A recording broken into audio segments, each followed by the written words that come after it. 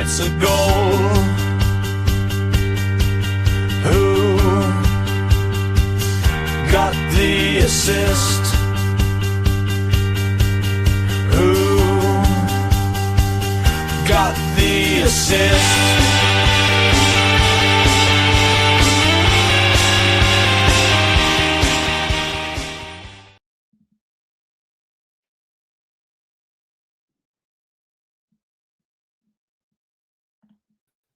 Greetings, sisters. Making up for last week, we're here a day early with a big day for my daughter. Presents, open presents, Father Christmas will come approaching, and the madness of the FPL calendar about to take hold. Back in these very warm Christmas jumpers. Unusually, the one with Mark is normally the last one before 25th, but the calendar has fallen a little bit differently this year. I'm joined as always by Sam. All good, mate? All set for Christmas? You must be very close to signing off for the festive period.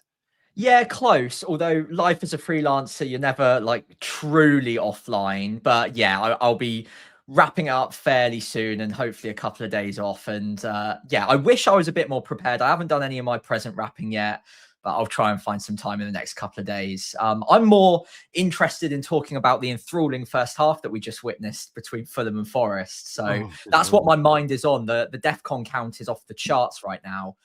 But yeah, very excited to see the conclusion of that one in about an hour or so, see which Anderson comes out on top. In the meantime, though, we are Who Got the Assist. On today's agenda, it is a red Christmas for both good and bad reasons. Not quite Game of Thrones style in terms of a bloodbath, but a couple of things to cover with players and FPL managers potentially getting into the red zone with 4 game weeks in the space of 14 days from Boxing Day onwards, of course.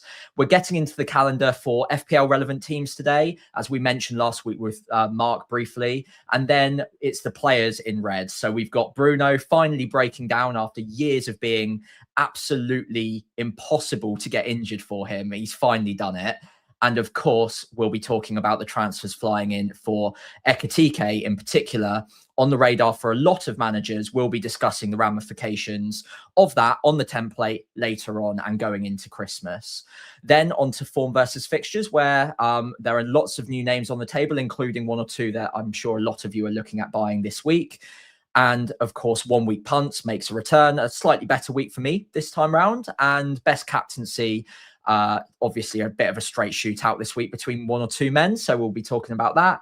And finally, moving on to our teams, where I think it's fair to say that we've got a few different transfer routes in mind. So that might be an extended section today. And I'm sure a lot of you can relate because we've all got the same sort of players that we're looking at moving between. And of course, it's Monday, the 22nd of December. Halftime in the enthralling Fulham versus Forest game, which we will, of course, be keeping an eye on. It will have an impact on our fortunes in game week 17. And with that, let's move on to scores on the doors. Yes. So a little bit to go. I've got 2 men on the pitch at the moment in Andersen and Harry Wilson, who's looking a bit quieter today, I've got to say. But hey, I mean, let's see. It's the first half. Any given moment, this turtle like Harry Wilson can spring into action like a fox. Yes, so 74 points. One of those weeks where you have to really do well to get a green arrow. And I've been doing all right. I think it's 5 points behind safety at the moment, which is fine. So like maybe a grey, maybe a green if the second half goes well for me. Basically, the story was that Haaland wasn't much of a captain this week. That was simply kind of it. And Morgan Rogers, who we'll speak about later on, 20% effective ownership, I think, at my rank of 170k-ish. With that sumptuous brace. So yeah, those things have come together to net me a small red arrow.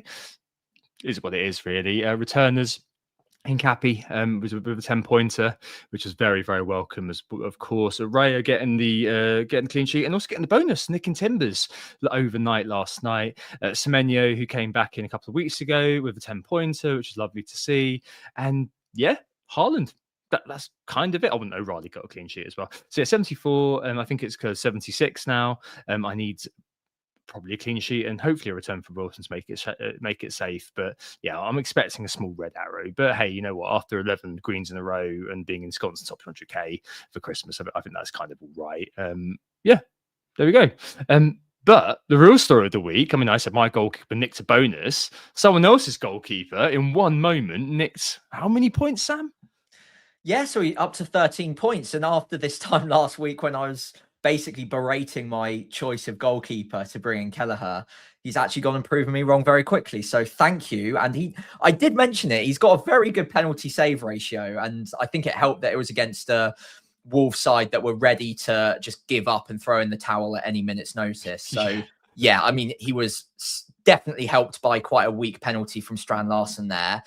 One of the first penalties I've ever heard where straight after it, you could hear like active booing of the penalty, which is very interesting. Never good, is it? Response and fair response as well, to be fair. But yeah, 13 points from him. Without that, I'd be staring down the barrel of a pretty sizable red arrow, especially with only Anderson to go tonight. He's halfway to DEFCON, but I'm not thinking he's going to get an attack in return, so I don't think it's going to get much better for me. And of course, Andersen is on a clean sheet at the moment at 20% effective ownership, so it's probably not going to end up brilliantly for me tonight. And of course, Wilson could return as well, who I don't have. But I'm on 78 points, so a couple ahead of you, but I don't think yours took into account the appearance points so far, so I think we're about even. Timber lost a bonus point, which obviously you gained in the form of Raya. O'Reilly kept his third clean sheet on the bounce, which was all right. And then in my midfield, my transfer in, Semenyo was my only returner so far. Obviously, we've got the second half for Anderson to come. But yeah, 10 points from him. That was warmly received. And then up top, it was Haaland, who unfortunately damaged my rank just about, only 10, 11% ownership effectively against me. But still, it's not a car crash week, but considering I came into this week feeling pretty good about my 11, yeah, it's a bit frustrating not to get a better green arrow out of this one, or a green arrow at all out of this one, especially with a goalkeeper saving a clean sheet there. Feels like that's almost an achievement unlock to manage that and not get a green arrow. But yeah, not many of my players did many points, so there you go. Sadly, it looks like a red arrow, but not a big one and not one that I'm in crisis over. No, definitely not. Definitely not. And then obviously lots of transfers in store for Bruno Fernandes. Indeed. Well, figure out that conundrum in just a bit. But first, Christmas congestion. So last week with Mark, we spoke through the madness that FPL managers, but somebody please think of the managers, have to deal with over the Christmas period.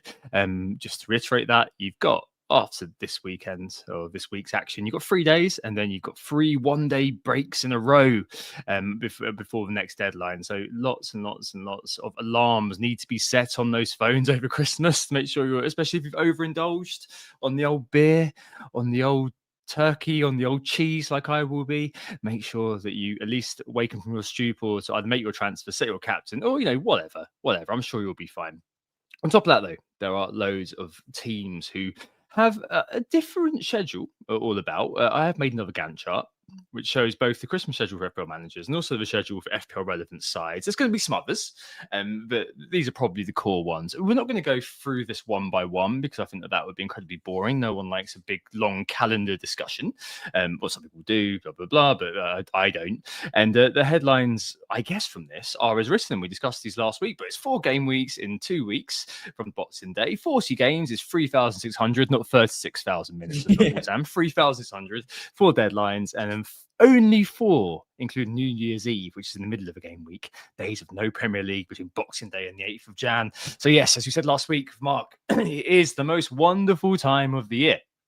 And there's lots of stuff to chat about because there are loads of teams here who have got a very strange schedule in loads of ways. I think, I suppose what's really striking, Sam, is we've got a bit of a break for most teams between game week 17 and game week 18, but especially for Arsenal and Palace, because you've got the Carabao Cup quarter-final tomorrow night. It looks a bit dicey for their assets, doesn't it?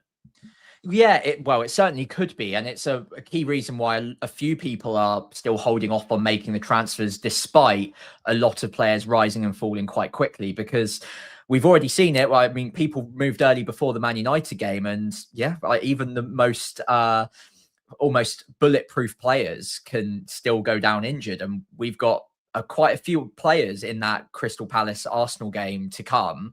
So there is risk attached to moving early. You've got Saka in there, Timber. I mean, Raya, it's unlikely that he gets injured, but it could happen. And then you've got a fair few people on Crystal Palace boys as well. So could happen. It's not impossible. So yeah, if you can wait another night, I'd probably advise doing so. And look, I mean, we've talked about it a little bit offline already. We'd imagine Arsenal and Palace rotate a bit in this game, but it is an opportunity for a trophy for both of them. And a trophy for both Glasner and for Arteta would be pretty important. So I don't know how much they're going to rotate. There'll be a bit, but I'm really interested to see whether Saka gets good minutes in this one, for example. And then I think that will be indicative of which match, if any, he might miss out over the Christmas period. But I think we'll learn a lot tomorrow, just from what happens in the game, the result, but also the minutes some of these players are getting, and which players the managers are confident or comfortable in starting after a pretty quick turnaround for both teams. Yeah, that's definitely true. And I think with that high load, there have got to be worries about players like Saka, famous with a bit of a penchant for a limp off the pitch. Players, who are returning from injury. You've got Gabriel, whose return is imminent. I mean, how's his introduction going to play out? You've got 2 days before. Well, now it's just obviously tomorrow before that quarter final. Then it's just 3 days to Brighton. 2 days, 3 days, and 4 days. I think Arsenal are the only team on this graphic. I'm pretty sure they're the only team who've got 4 days gap between game weeks 20 and 21. So in some ways, if there's good spacing on one end, there's slightly more punishing spacing on the other, and so on and so forth. But I suppose what we're really looking for, Sam, is things like when you look at Liverpool and you say, okay, so they've got 6 days, they've had 6 days up until the Wolves game, and then they've got 4 days after that to Leeds, and then 2 days after that to Fulham. But some, 2 very plum fixtures where you've got preloaded quite a decent break there. And I suppose that sort of thing, and we'll come on to Ekitike in just a minute, because I know lots of people are thinking about him, but stuff like that is really what you want to see as would-be investors, or in many people listening and watching this case, already newly minted owners of assets from those teams. Yeah, so I think with Liverpool in mind, they're obviously going to be very interesting for a lot of us looking at moving to Ekitike. Szoboszlai will come on the menu next week, and you've also got Wirtz being bought by quite a few managers as well. I think if you're looking at Virgil van Dijk, you're not worried whatsoever, because he'll probably just play 90 throughout all of these matches, barring injury, of course. And in fairness, the first 2 matches of this run, Wolves and Leeds, the spacing's good enough that even with Ekitike, Wirtz, Szoboszlai will get rested anyway, so probably irrelevant. But even with those 2 in mind, you'd imagine they're pretty secure for both of those matches. They're both at home as well, which really helps. There's no travel, so they can just get straight home after the match, wrap themselves up in cotton wool for a couple of days, have a day of training, and then back into the action absolutely fine.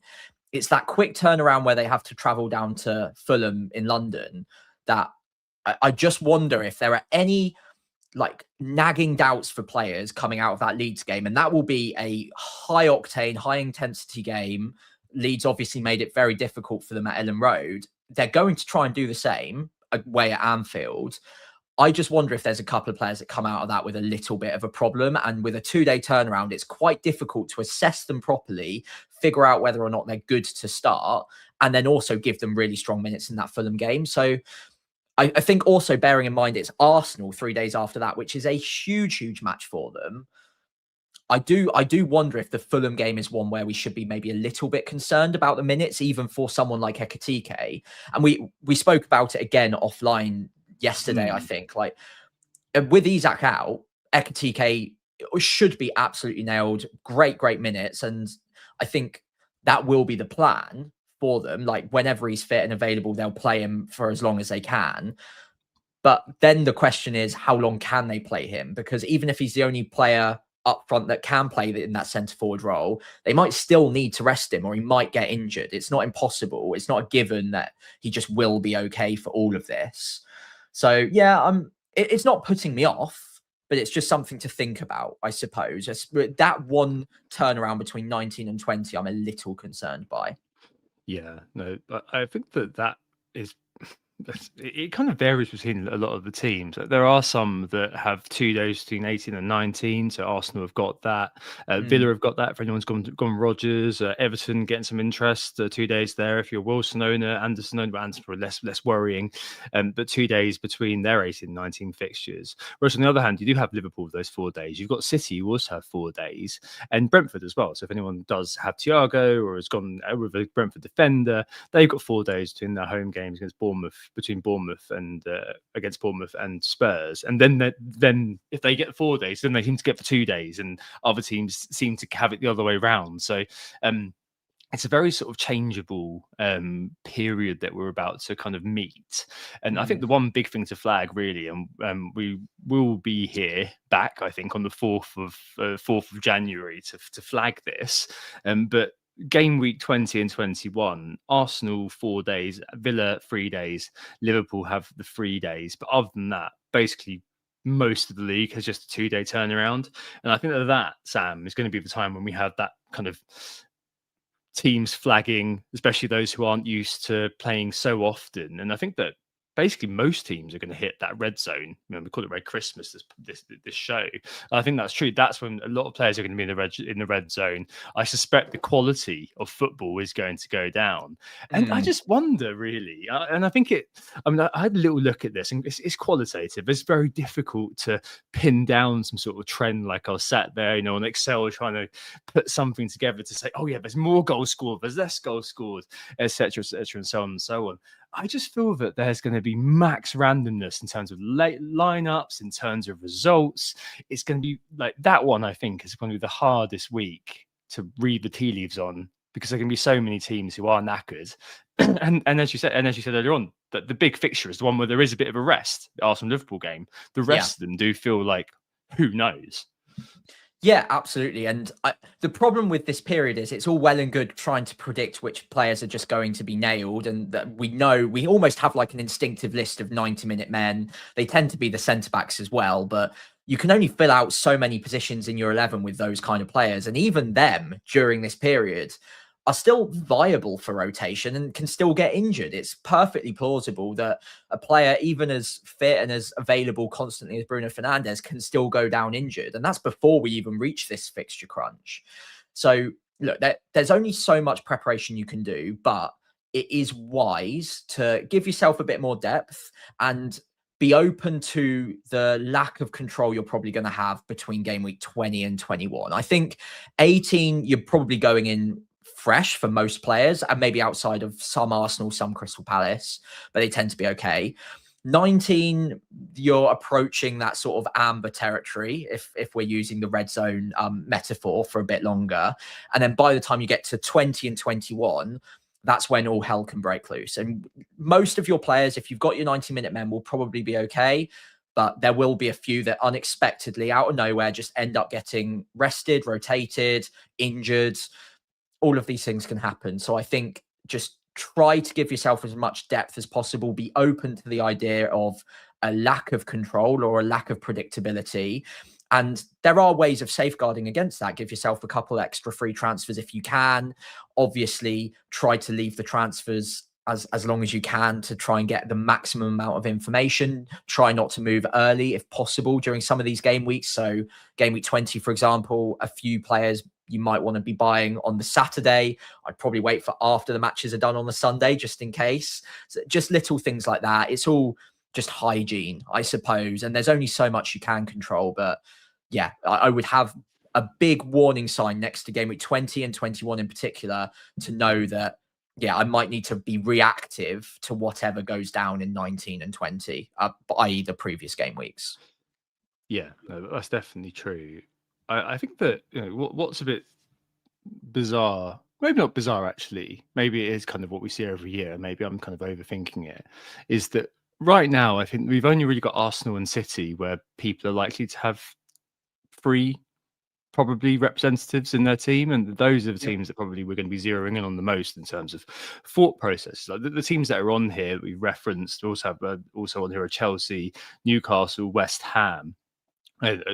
all of those kind of just 0 in and 1 individual that you've got. And I suppose that heightens the exposure. We mentioned last week that the importance of bench and having some decent bench cover. We say every year, so for the last 9 years, for God's sake. But there's nothing kind of particularly odd about this year, except for that final week being so mad and being tacked on at the very end. So we'll take it as it comes, I think. We've got this weekend, I think we're actually coming back in the middle of it, but the peculiarity of it actually is, apart from the Palace players, I think that we're actually FPL-wise, engaged manager-wise, going to be mostly all out by Saturday. I think the Sunday is Sunderland Leeds at 2, Palace Spurs at 4:30. So you kind of got quite a few teams who are playing on the Friday and Saturday, so Boxing Day on the 27th, who then go into kind of their rest a little bit, just that tad earlier, I guess, than the likes of Palace. And that might kind of help start to be a bit of a springboard, but it is so difficult to read the tea leaves in this period, honestly. And I don't know. I think all the stuff that we said before, it's all quite obvious if you are an engaged manager, but ensuring those minutes are kind of accounted for if you are going for a spicy pick. The Ekitike was last week, and now probably is not as much. Then make sure that you're doing it eyes wide open. You've got that cover hanging around. Do you think there's going to be more or less clean sheets, Sam, or more or less goals as players get tired? I'm just trying to remember kind of, what it's like in FPL that every year you think, oh, I remember that for next year. It just goes, doesn't it? You just completely forget about what happened. I can't remember what happened last week, let alone what happened last year. Are there more goals as players get knackered? I've got a feeling that there are. That kind of clean sheets go out the window, like team structure goes out the way when fatigue kind of kicks in and more silly goals get scored. That might be me, though. And it might be that quality in defence and tactical shape kind of shows. I don't know. So I have a little bit of a theory on this, and it's not quantitative, it's very subjective and qualitative data and very eye testy. I think the best prepared teams, or the most well-drilled teams, maybe the ones with the most depth as well, do batten down the hatches a little bit during this winter period. They don't exert their energy as much as they might otherwise. I think you see during this period quite often, not every year, but quite often, Arsenal, Man City, Crystal Palace as well might be a good example. Yet to see that this year, of course, but in seasons gone past, where they are a well-drilled team with a very solid defence when they want to be. And it's quite a conscious decision to maybe not exert themselves so much during this period. So their defences might be a little bit tighter, and they might rely on the 1-0s, 2-0s just to get over the line during this period. So that later on in the season, if they're going deep in Europe, for instance, they've got the depth and they've got plenty of energy left to go really hard in those competitions. Again, just subjective. I don't have any data on that. It's just something that I kind of just instinctively feel over the last few years. Whereas the less well-prepared teams, or the ones with less depth, I think they have almost not crawled to the line for this period anyway, but they're just going week to week and just trying to survive, trying to do as best they can to pick up the points. And maybe there's not really a conscious effort to try and secure themselves and tighten their defenses during this period. And they just have to roll out the same strongest possible 11 every single week. And that's where you start to get a bit fatigued, because they are on their asses a bit, to be honest. So those are the type of teams I'd look out for. Palace, I mentioned earlier, very well drilled, but they've also been throwing out the same 11 week on week. So I do just wonder if it's going to go the other way for them this year, even though they are a well-drilled, well-prepared defense. So yeah, very interesting one. I think it's very annoyingly team dependent. I think a team like Arsenal could end up keeping, if anything, more clean sheets during this period. But then you've got maybe Crystal Palace, maybe Wolves, Brentford, Bournemouth that might not be able to, and it might just turn into a bit of a basketball match more often than not for them. Yeah, no, I think that's probably about right. And we've really seen with Bournemouth the propensity for things to become a bit of a basketball match. Long may that continue, actually, because the games are really, really exciting. I'm hoping that Brentford game also goes the same way. Just final word on this, something that kind of came to mind as you were speaking, FPL transfer market. Surely as well. We've seen it happen with Foden recently, and Ekitike's rise has been meteoric. I mean, I'm probably going to spoilers how to make transfers tonight, just to like lock in the price as it is, to ensure that I'm not priced out of later moves I'm looking to make, like even tentative later moves I'm looking to make. And if we've got 1 day's gap, I mean, obviously people will straight away start to make transfers on the day of a game occurring. People will start to make transfers. I mean, trying to keep a level head here has to be something which we prioritize, and picking and choosing your battles in terms of when we go early. I see there's a bit of a chat as well about this going on in the chat as well here, so Yeah. I think it's worth referencing.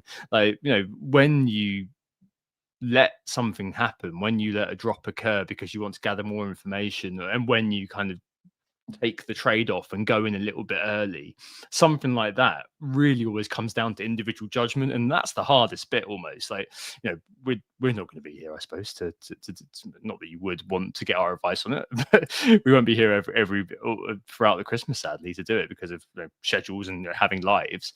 And I suppose that's the hardest thing, when you go for it early and when you don't. I suppose it goes back to planning for me.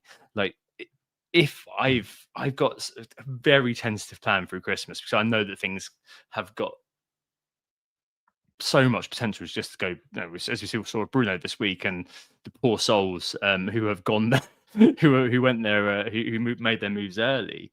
Like, there is so much propensity for things to go wrong, but I suppose it's just weighing up the value of that information. That information is going to be scant too, and it's hard to come to like a solid solution of, like, there's no guideline you can possibly give, is there, really, on what you should always do. Like, in a normal situation, we'd always say information is key, information is more valuable than 0.1 million price rise. But this time, I suppose we're going to look at it and be like, yeah, I mean, maybe it is worth, there's more games tomorrow, but maybe it is worth me bringing this player in, because next week I may want to get this guy who's about to embark on a good run of fixtures, and this could bug me up if I don't go for it. Yeah, I mean, this is the game at this point of the year. It's what do you do? And Nobby in the chat as well mentioned the trade-off between information and value. That is ever more important at this time of the year. And it's a really difficult question to get the right answer for, because every situation is slightly different and everyone's team is slightly different as well. Like, I might be able to hold off tonight if I really want to, because I've got about 0.3 wiggle room, but that could also have a cascading effect later on in the season. I might want that extra 0.1 at some point. So moving early does have significant benefit, but it's also the intangible benefit, I suppose, of getting that extra information. You just don't know what you don't know. And I said it earlier on, and not as a sort of hard and fast rule that you just wait till the last minute and gather all the information, but more if you can, if you've got that physical availability that you're not certain on a move, or there's something that could still go wrong and you're not going to get locked out of something that you just genuinely know that you want to do, I would at least try to wait for as long as you can. And obviously, look, we're all human. We'll all move early at certain points. I've done it this season. I'm sure other managers, other really even analytical managers, will move early at times as well. But during this period, I given that there are games almost every day, I think you mentioned there's only 4 days where there isn't a Premier League game on between now and the 8th of Jan, or between Boxing Day 8th of Jan. I think it is as important as it can be to try and gather that information. Can you move early? Absolutely. Can it work? Also, for sure. That people who moved early on Foden, absolutely loving life. People who moved early on Ekitike last week, also loving life. But we've already seen this game week what can happen. It won't always happen. It's actually probably quite rare that it will. But what can happen if people move early and then the next day there are still Premier League matches and a big player goes down injured, one that you wouldn't expect to happen either. So yeah, I wish I could give like hard advice of, yeah, do this or do this. You've got to feel it out. It's basically on gut. I'm a manager who likes to wait for the most information because I hate it. Really can't stand it when I've moved early and then something goes wrong and it would have opened up a different route for me that I can no longer take. I personally find that really difficult. Other managers find the other side of it really difficult, where it's I've missed out on a player because I didn't move early. And I've also been bitten by that before, but it's picking your poison. It's figuring out which one you can live with more. And I can live with the former, not the latter, more. And it's just a personal thing for me. Maybe. I suppose for me, my big issue is, you know, there is action bias sometimes, and I'm trying to weed myself off it. But there's also some cost as well sometimes, where like I really want moves in 2 weeks, and I'm kind of a 0.3 wiggle room, and I know one of the players that I want to sign is going up, and that is impacting on the move in a couple of weeks' time. So, for example, next week I want to move Semenyo up for Cunha, not this week, but next week. And if I do Ekitike, if I leave it, then Bruno's going to fall and all this sort of thing, and my wiggle room goes down, and that could have unintended butterfly effect consequences in 3 or 4 weeks, where I'm 0.1 million off. I could have gone for a 4.3 million midfielder rather than the 4.4. All this sort of thing can impact the future. But I think what Mark said last week about kind of being in survival mode is kind of key for me here as well. That the market's going to go mad. We're going to have lots of kind of unintended random effects. If you can do nothing, do nothing. But there are going to be a few things that immediately are going to be of a lot of interest to us. And most of all, just try to enjoy it. I know it's going to be potentially could be quite stressful, but just try to enjoy it as much as you possibly can, and know that most people are also going to be, apart from those who get stupidly lucky with one random punt coming off, in a very similar, if not the same boat, where you're like, okay, well, that's happened, let's move on. And luckily, because the game weeks turn around so quickly, you haven't got that much time for it to fester. You can just be like, right, okay, clean slate, let's get on to the next one. But there So you true. go. Yeah. All right. Okay. And onto kind of the moves that are being made out there. The Christmas red zone moves to the Christmas players in red who are dominating the discourse. Bruno Fernandes, broken down, Sam. Let's have a quick moment of silence for those managers who used all their free chances on Saturday before Bruno got injured on Sunday. That is unlucky, though, isn't it? Pray for Of their all FPL players. souls. I mean, FPL Harry's done it, so we know exactly what's going to happen here. We know that he sold Saka. We know that Saka's going to play full 90 against Palace and then not play against Brighton, maybe come off the bench, get injured, and then he'll be out for the rest of Christmas, and Harry will come out smelling of roses. That's it is known at this point. But yeah, I mean, the latest news is, according to the Tory graph tonight, is that Bruno is going to be out for around a month. A press conference that is on Boxing Day, but even though it's Bruno, I think, Sam, we can be 99% sure. Yes, memories of him with his leg in a cast. I think we can be 99% sure that he's a goner and it's time to act, right? Yeah, I hate to say it, because in a couple of days we could look oh so stupid if we say this and then he's fine in classic Bruno terms, but yeah, it doesn't look good. I mean, he looked genuinely shocked at himself when he picked up the injury. Like, he didn't know how to react. He was on the ball and didn't even kick it out of play to begin with. He was like, what's this? Like, this is a new sensation I've never felt before. So yeah, it's a weird one, because he even played on for a bit and then also had a shot on goal, which actually in another world might have even gone in if it wasn't deflected. Like, it was almost like everything was okay and he'll just run it off. And when he didn't come out for the second half, it's never a good sign for someone as adamant to play the 90 as Bruno is. So yeah, I think sadly Amarim's quotes as well back it up.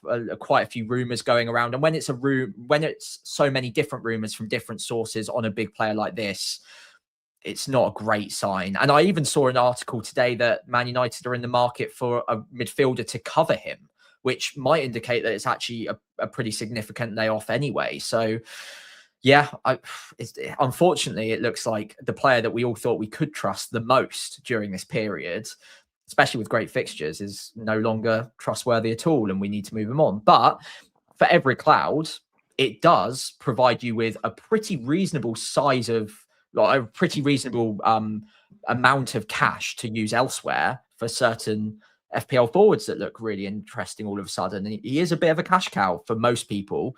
I think about 50-60% effective ownership at my rank. So yeah, the majority have him and the majority will look at selling him, I would imagine. Yeah, I think so. And, we spoke last week about Ekitike, and at the time, Mark was saying he's not quite there yet, and you were voicing some very reasonable concerns. But we saw what happened in the game. Isaac has undergone surgery tonight, according to Liverpool. So I think that is that for the Swede for quite a while. And what that Isaac injury has done is that Ekitike, aka Palindrome, has gone from maybe being a short-term pickup to potential sort of mid or even long-term investment now. Yeah, Liverpool overall sit for XG this year, and I think that, although there were some questions that you guys raised last week about value in the forward line, we then have his potential being elevated by those X minutes going through the roof. And we've also got him kind of potentially being elevated now to talisman, and you've got those fixtures and nice gap. And I think all of those things, like, situationally, if you can do Bruno out, Ekitike in some way, shape, or form, I think all of those things point to him just basically becoming nicely ensconced into the FPL template in very short order, much like Phil Foden was. And I think the price rises underline that.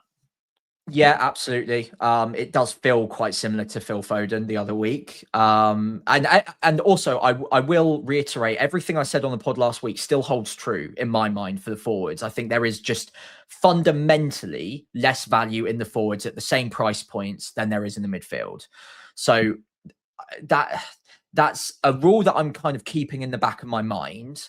However, the situation has changed on Ekitike in particular because he's more locked in on minutes, given the Isak injury. It looks like a long layoff. So like you say, longer term pick. Whereas before I had my worries about the minutes being shared. So that's gone. And then the other thing is there are less and less midfielders that I'm interested in all of a sudden. Like, that player pool is shrinking rapidly. And when you've got someone like Bruno Fernandes going down, no one's really looking at taking that up to Cole Palmer yet. I mean, maybe one or two will take the risk, but his minutes are very debatable during this period, considering Maresca continuously says he's not ready to start multiple games a week. Well, he's not going to start all 4 then, is he? So most people are taking the money down, and there aren't that many. Like, there are a few options, but there's not like tons and tons around in the midfield that I'm desperate to get to all of a sudden.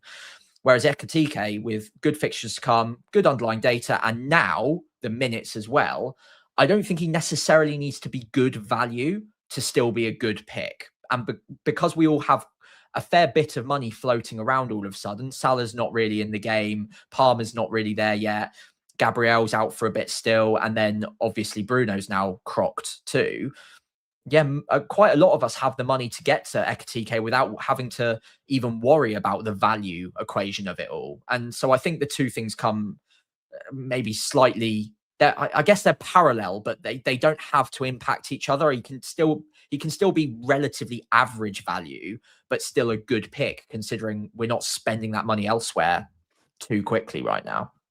Yeah, it is I suppose an interesting question in terms of what people are doing to get Ekitike in, and we're not going to cover him in form versus fixtures. I think we can do Ekitike's stats in a minute, but let's talk about Thiago a sec. So weird recent form. I guess over the last couple of days, the last couple of games, sorry, him doing absolutely nothing in numbers versus those teams you'd expect him to bang against is very strange. So is he carrying an injury? Is he struggling with the volume of games? He's Brazilian. Is he getting tired because he didn't play very much last year? I actually asked FPL Dommy Tom, the Brentford correspondent, what he thought about this, because I thought that might be quite good, considering I could have whittled on and BS'd it, or I could have asked someone who actually watches Brentford's games. And Tom said over the last couple of games, him doing absolutely nothing in numbers is what is kind of just what you'd expect, I guess, because he's not really getting the service effectively. And he also said that these are teams that I suppose play in a way which doesn't particularly help. He doesn't have the service, maybe the type of game as well. We've had lots of possession versus Leeds and Wolves, and maybe we would have been better on the break versus them. Versus Bournemouth and Spurs, perhaps those teams are probably going to be a bit better. And he also mentioned that Damsgaard has missed the last couple of games from the start, and he's been the best and most creative player. James on Planet also said Thiago perhaps isn't the best against the back 5. Bournemouth are up next, and Bournemouth are 19th for expected goals conceded away. Spurs not much better. And Tom concluded, if Thiago doesn't score a hat-trick, he will post nudes on X. Wow. That is what he said. That is, I've got proof that is what he said. So we'll be expecting to see that if Thiago doesn't score a hat trick. I think Thiago, Sam, is a weird one. I think that I've come to the conclusion now that I will be keeping him just because I've got a way to kind of keep him in the team, even though the value of a forward like that potentially is a bit of a question. But we've both spent the last couple of days looking through the midfield roster around that price. So 6.2 I've got Thiago in at, and I've got probably about kind of 7-ish to play with there. It's not looking great, is it, around there? So I don't know, it's a tough one, really. If it's the only way to Ekitike, I can dig it. But if you've got another route like I have, it's worth considering it at very least. I think you've summarized it well. I think there's been a bit of a overcorrection on everyone's views of him over the last 2 weeks because he's had no shots on goal. And fair enough, that's bad. Like, we all know that's bad. But do we honestly expect him to have no shots on goal in the next few games? No, not really. I mean, if he does that, I would be pretty shocked. And I'd definitely be selling him at that point if that is the case. But I think more, the reason that we're all looking at selling him is because there are all of a sudden a couple of other strikers that have just started flirting at you a little bit and like looking across at from the bar in your direction. Like Ekitike's looking kind of sexy, Bowen's looking interesting. It's because there are other options all of a sudden. If there weren't, Thiago, we'd be holding on to him. There are good fixtures. Bournemouth, Spurs, yeah, absolutely fine. And the fixtures continue for a while after that as well. It's not a rush to sell. And okay, granted, he's more expensive now, but that's not the price that most of us got him at. Like, we both got him when he was mid 6 millions at the worst. I can't remember exactly what I got him at, but it wasn't high 6 millions. It was fairly low. So I've got a load of value tied up in him. I don't really want to sell him because James's point on Planet FPL is a really good one. Against the back fives, he does struggle a little bit more. I'm not sure he's quite got the movement down to like manage to like cause problems for the 3 centre backs yet. With 2, it's a different equation. So I think next 2 games could absolutely be Thiago games, and all he needs is a penalty. And Brentford do win penalties, so it's not going to take much for people to regret selling him, considering the value that we've all got in him.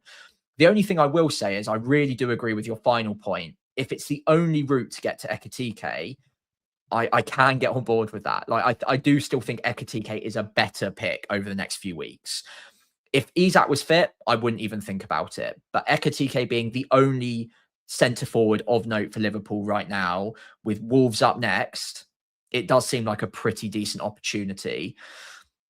And given that given the Bruno news, most of us do have a pretty reasonable 2 transfer route to it. Not everyone, but a lot of us do. At worst, 3 free transfers. But yeah, if you've got an easy way of holding on to Thiago, I would try to do so, because I don't think he's an awful pick overnight. I think he's just had a couple of rough games that haven't really suited him.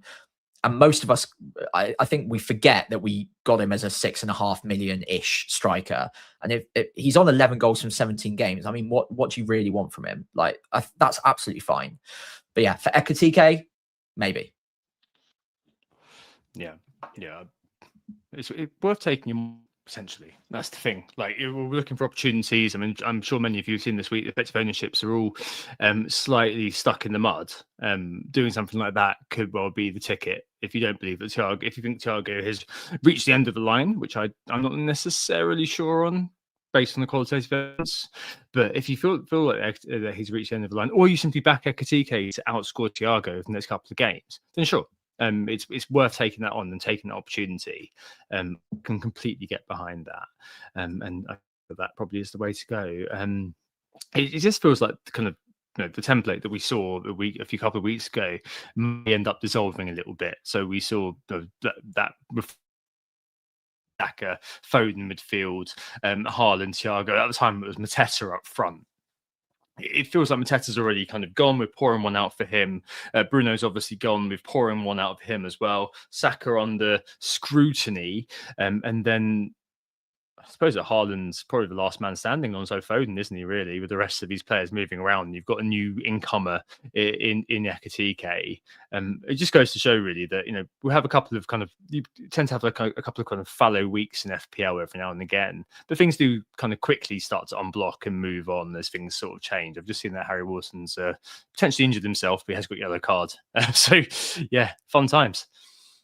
Yeah, it's funny because the template looks so strong this time last week, and now at least 2, possibly even 3 of them are shifting about quite quickly. And yeah, I mean, we're in live time. Who knows what's happening with Wilson, but he's heavily owned as well. So if that's a problem, by the time you listen to this pod, if you're not watching live, then it might not be. I don't know.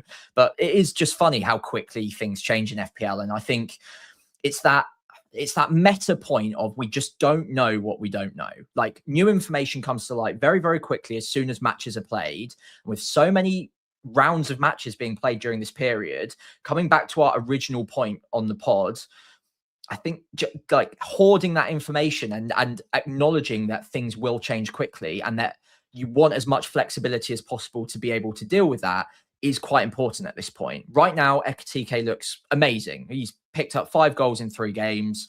What more can you want?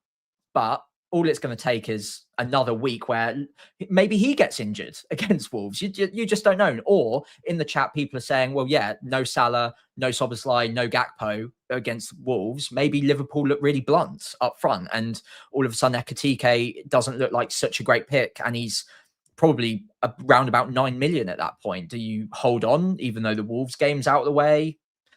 You know, things can change very, very quickly. So I think it's just that acceptance of we don't know what we don't know and just trying to have as much flexibility baked into your plan as possible, acknowledging that, okay, I've got a great plan, really happy with how this maps out if things go according to the way I think it will, but knowing that with any given game week's worth of information, things can change very quickly. And a template one week can be completely thrown in the bin the next week, potentially. Yeah, and again, that kind of links back to what we were saying earlier on about the whole kind of madness of the festive schedule. What does Ross always say? He has to be a dynamic and adaptive manager. One of his sort of mantras in life. And I think that kind of is one of those things that we need to do here. And I suppose that Ekitike, and it just feels like a bit of a fortuitous moment. There will be some out there who look at it and think, well, you know, everyone's doing that, I'm going to go against it, which is fine, which is absolutely fine if that's the way you want to play a game. But in this case, it just feels like, yeah, it's not the most exciting pick almost, Sam, is it? It's kind of like you're just covering your butt.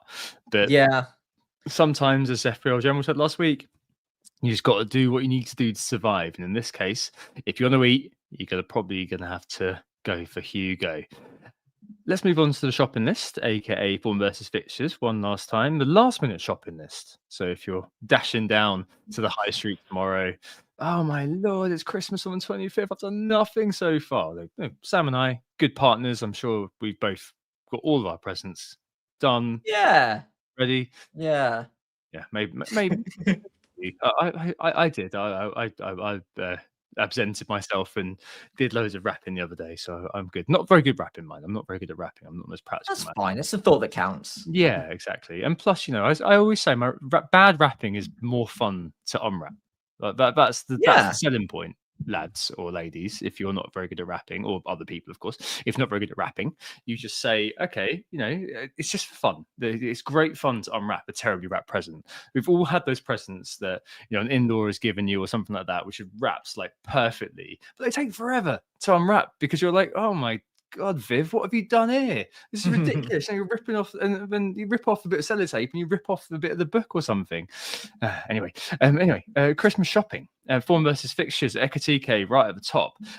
Significantly overperforming now, Sam. 3.5 non-pen XG, but minus XG. Second behind Morgan Rogers for that, although Morgan Rogers' XGOT is actually really good. We'll talk about that in a minute. As I mentioned last week, Ekitike has never really done this in his career before, but he's barely played much for last year. So his previous best from 21-22, when he got 15 starts for Reims before he went into the PSG wilderness.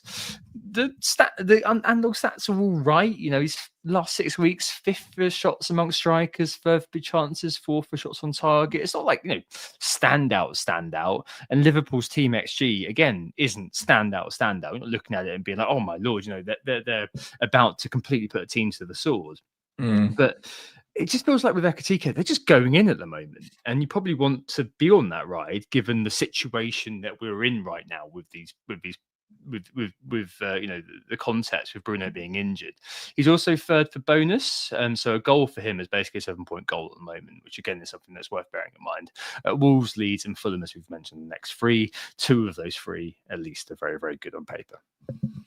Yeah, it's kind of the perfect storm, isn't it, really? Like you've got the form, you've got the fixtures, you've got the minutes more locked in than ever.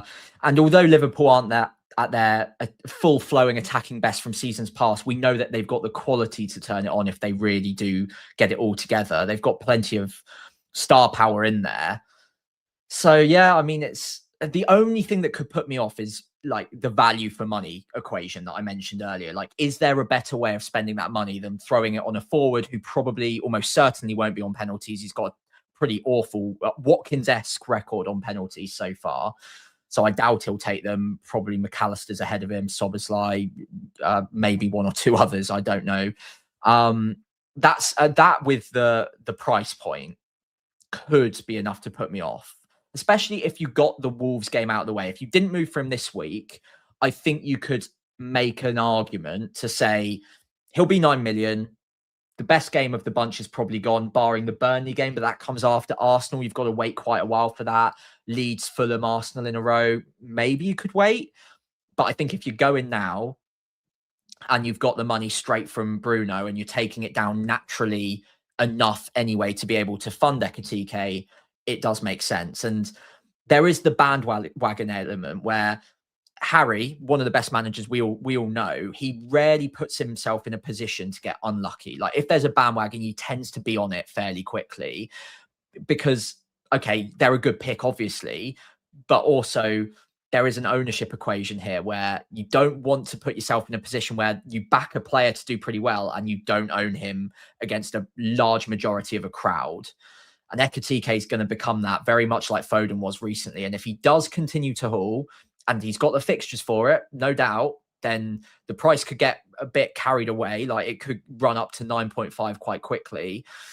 And it could get very, very painful very fast, especially if Thiago has another game week without a shot on goal, which I doubt will happen, but it could.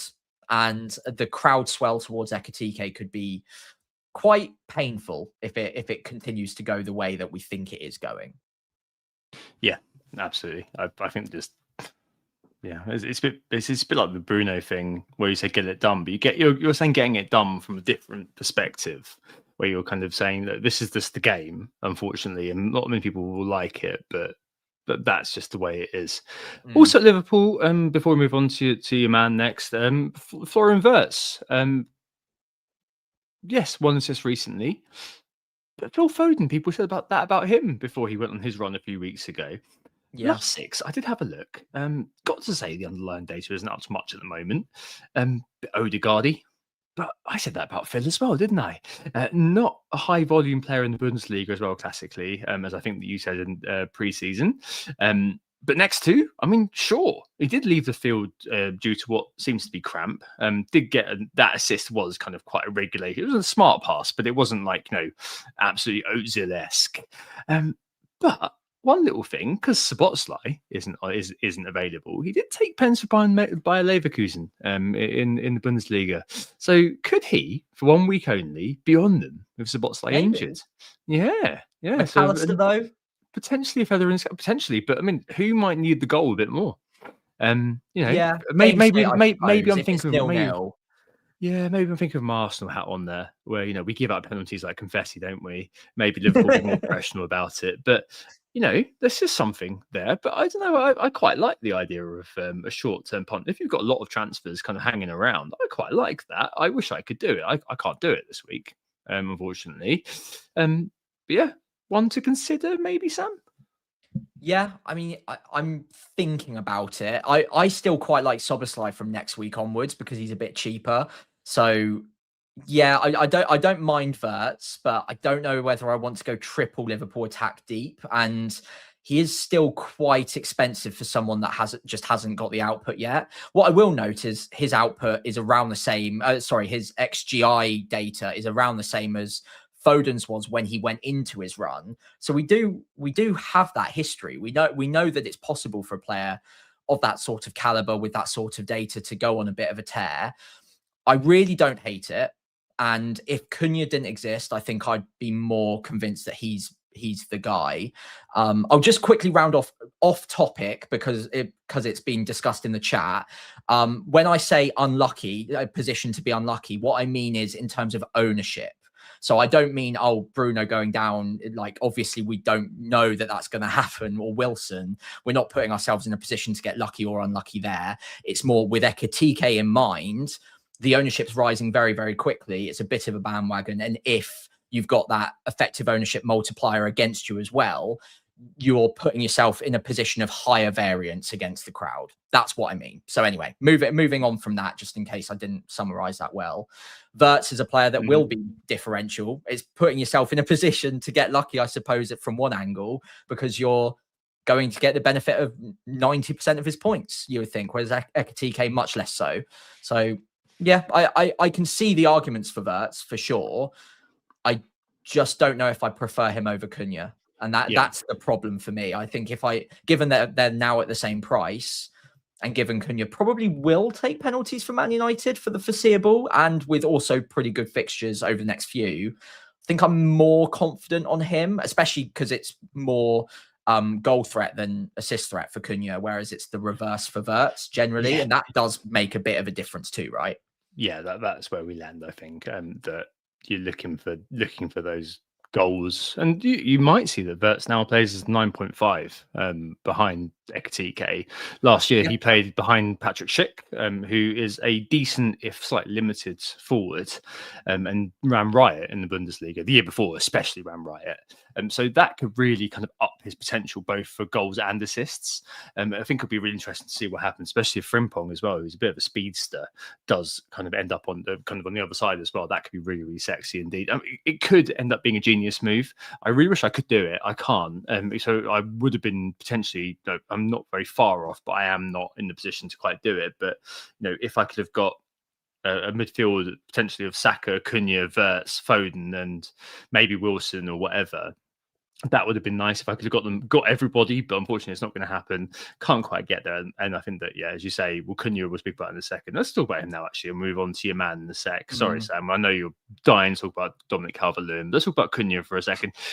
The Man United asset over Christmas. Well, I mean, everyone's going there, aren't they? Let's face it. I mean, certain members of this podcast may have already gone there in of themselves. He's not actually quite yet in the top 5 transfers in for this week. He's actually behind Semenyo for transfers in, behind Rice, who we'll speak about in a minute, behind Harry Wilson, who's got 200,000 transfers in, 130,000 transfers in for Cunha. He's actually had the most shots in the box of any mid over the last 6 game weeks, propelled himself up to 21st overall for underlying data, which is good because he's missed quite a lot of games. Second for Foden for XG, and 4th behind Bruno, Foden and Anthony Gordon, the Mountain's midfielders for XGI for the last 6. Last year versus Wolves, he scored 3, got 1 assist in this period, so he can do it. And he last year carried a team in this period, which is probably about the same level as Man United. So He's got the ability to carry a terrible team. Maybe this is going to be his year again. I mean, I think this week I'm very tempted. Well, I think this is coping with me because I can't quite do it. But I think there's an argument this week that it might be quite good to see how Man United do against Newcastle without Bruno. But I think Wolves and Leeds next up, that is just it's very difficult to overlook that. Yeah, I completely agree. It's there's obviously an argument to say without all of the players that they would normally rely on, Bruno and Burmo, Ahmad, they're going to suffer as a team. I'm sure they will. It will be harder work for them. So far this season, their data has been actually really good from an attacking point of view. So yeah, up to now, I've been pretty bullish on the Man United attack. Without all of those players, yeah, that's all going to drop. It will inevitably go down a fair chunk, but they've got better than average fixtures over the next few. Newcastle aside, well, once that's out the way, Wolves, Leeds, Burnley, that's a really nice run. I'd only really be interested in owning him for that 3 anyway, probably moving him on after that. And like you mentioned, I mean, I don't think you'll earn too many Man United fans as listeners for saying that. But they know it's just they know.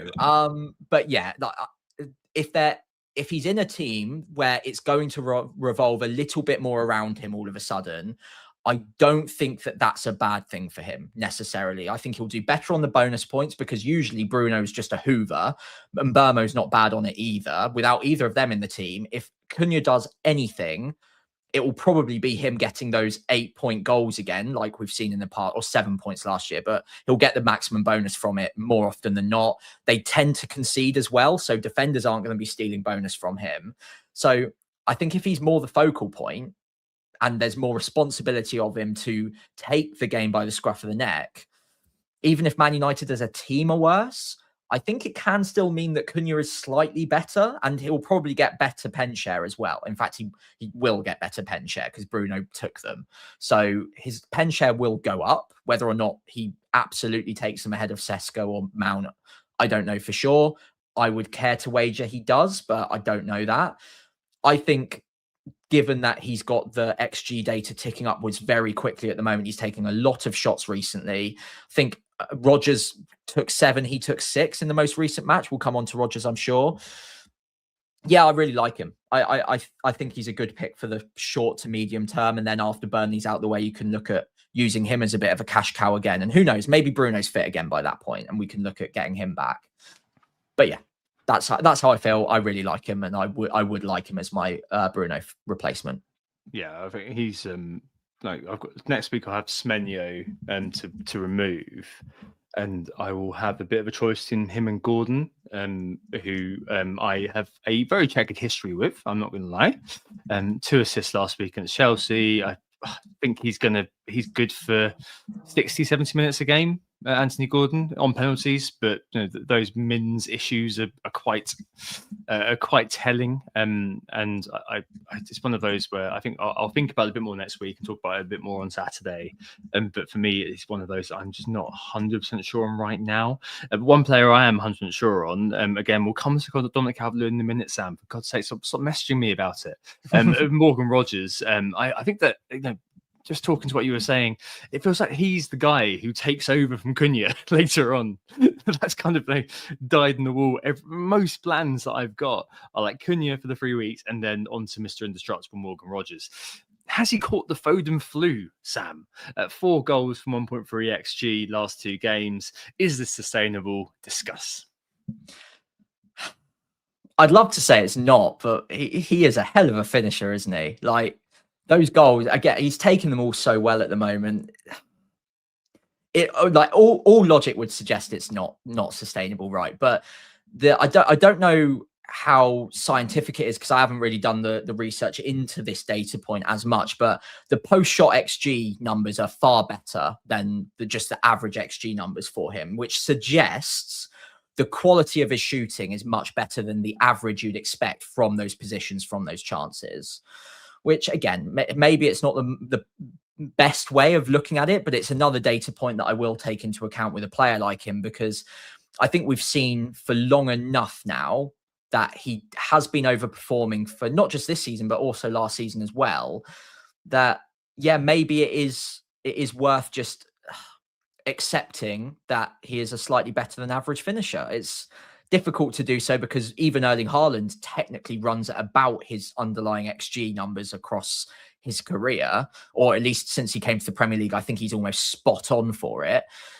But yeah, maybe he's just really good at taking shots from in and around the edge of the box. And the only thing that puts me off, I hate to say it, but the next 2 fixtures just aren't good enough for me. And I will look at him after that. And Chelsea, Arsenal away from home. He obviously he can score, he can get goals in those games. I'm not saying he can't, because he's obviously excellent and everything he's doing is working. But I think even if Salah had those 2 games, I'd be hesitating. So yeah, I'll probably wait and regret it, because he'll probably score braces in both of them as well. Possibly. I mean, it's basically from the game, the first game week in 2026, all the way until the end of February. They don't play a team apart from Newcastle in the Champions League. It is a ridiculously good run, and Villa are on a good run. He's Mr. Indestructible. I am very interested, but I'm very interested after the next 2 games, because on the balance of probability, evidenced by the numbers, with the 2 of the Spurs defenses of them all coming up next away from home, it just feels like he's not quite right for me. If I'd the time to get on him probably was before this, but you know, there is similar logic to Ekitike of some people. You know, if they're going in and Villa on it, you do it. It's just the next 2 games, you wonder whether that's going to still continue to be the case. I don't know. I'm willing to leave it for now, and be a late adopter if need be. But yeah, I mean, it is what it is.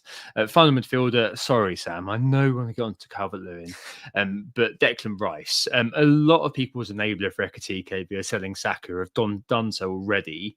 Of interest, if you've not tripled on Arsenal, as you said to me the other day, he keeps housing points, basically. But it's so true. Eight DEFCONs over the last 6. He's equal third for DEFCON once midfielder season long, doing all right in terms of shots and all this sort of thing. But his key attribute is baseline bonus. He and Elliot Anderson over the last 6 are a long way ahead of everybody else. And season long, he and Bruno Fernandes are the only 2 mids to have over 300 rating for this. So basically, you're looking at a deluxe Elliot Anderson and Rice, who has better players to score the chances he creates and a bit of a better chance of scoring goals, maybe. He's got a bit best quality than Anderson, perhaps taking those shots. And yeah, with DEFCON to boot. Like, as a set and forget, I can't fault it whatsoever. And there's definitely, Sam, I suppose, a real question about whether Rice plus 3 million is better than Saka, who's a bit more boom and bust. Yeah, there really is. And honestly, you had me at Elliot Anderson, but deluxe. That has really sold me on him. That's all I need to know. Yeah, I mean, before the Bruno injury, I was seriously debating doing what a lot of managers did and doing Saka down to Rice to fund Ekitike and little bits elsewhere as well. It would have been helpful for my back line too. I think normal play across the season, so like normal game weeks, week to week, I probably don't think it's a move I would normally make. I still think the upside is there for Saka. He hasn't quite shown it this year, but the data's still there. He does hit the odds DEFCON. He's got penalty share. I know people won't want to hear it, but he probably will take the next penalty, I think, anyway. So I don't love the idea of selling Saka ever, but if there ever was a point where you could use that money to bolster your 15 and give yourself a bit more depth, also get to Ekitike as well, who we've talked about already, and probably guarantee yourself better minutes in that Arsenal midfield for this really busy period. I think now, if ever, is the time to look at it, because like you say, if he gets anything, like if he even gets DEFCON, he's got a chance of maybe hitting bonus as well in a game that's fairly low scoring. So yeah, he is obviously good value for money. I obviously mentioned he always finds some sort of way of getting jammy points, but I don't mean that in a bad way. If anything, that's a massive compliment, because Bruno's got the same thing where he's got a lot of like millions of different slightly unlikely ways of winning points, but because he's got so many of them, it almost makes it quite likely that he gets at least one of them coming in every single week. Rice is a little bit like that, minus the penalties. He's a tiny bit like Bruno, much worse data to be fair, but he's on the set pieces. He does have some attacking threat and he's got better DEFCON. So yeah, I can see why a lot of managers have considered Saka down. I also think, for what it's worth, that Saka's minutes over this little period might not be perfect. We've already seen him rested in the Brentford game when they played 3 times in a week. Then we've got 4 times in 14 days. I think it's fairly likely that Saka misses minutes. And Rice, I mean, you mentioned to me that maybe even he will, and that is absolutely fair enough. But I think out of the 2, if one was going to, it would probably be Saka for me. Rice still not impossible to. But the nice thing about Rice is that even if he does miss minutes, because he's cheaper, you've probably got a stronger bench or a stronger 15 to help you cope with that. With Saka, if he misses minutes, from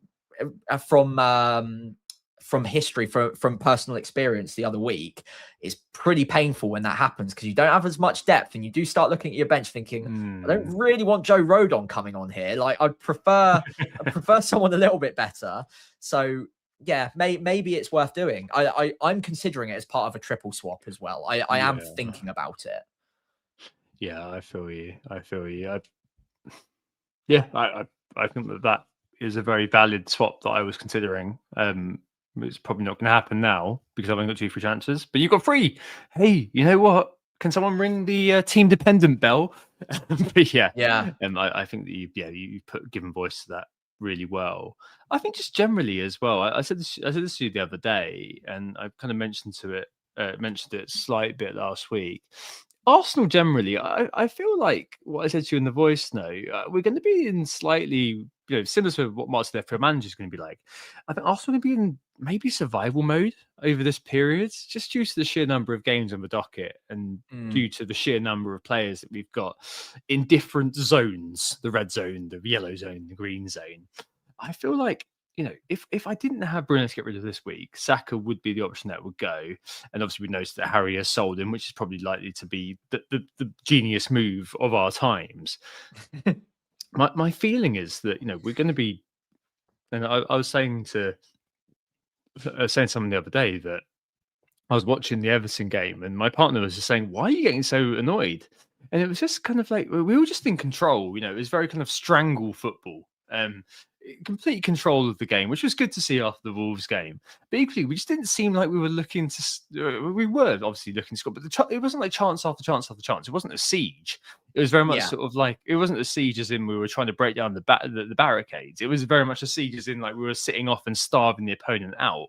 And I feel like that might be what we look to do over Christmas. And Saka may well be the guy who comes up with the goods to make us win 1-0. Or, as we saw in the Wolves game, he was the guy who basically kind of presaged the win. But with 3 million difference in Saka and Rice, it does feel like to me the calculus is, I'm not selling Saka now because I've got other things to do.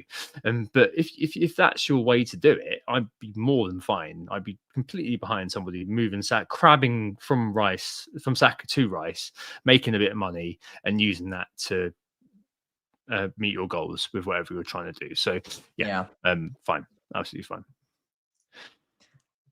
Calvert-Lewin? Yes, sir. Yeah, sponsored by FPL Price's YouTube channel. Hang on.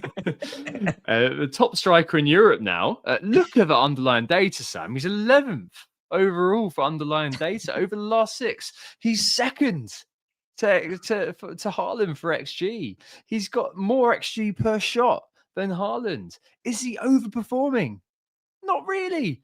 Only 0.4 overperformance. And over the last 6, he's had second. He's second for shots on target, just behind Haaland. Second for big chance. He's got a bigger conversion.